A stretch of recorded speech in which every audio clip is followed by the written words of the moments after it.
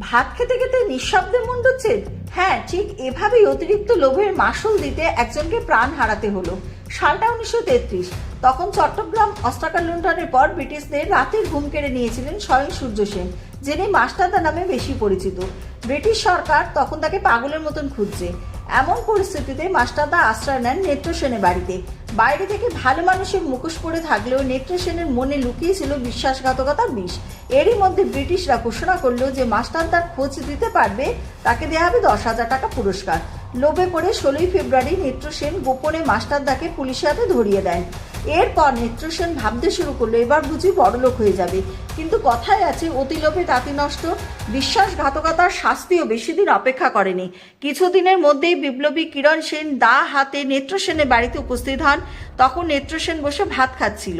বলা হয় কিরণ সেন শুধু গর্জে উঠেছিলেন, মাস্টারদার রক্তের দাম দিতে এসেছি।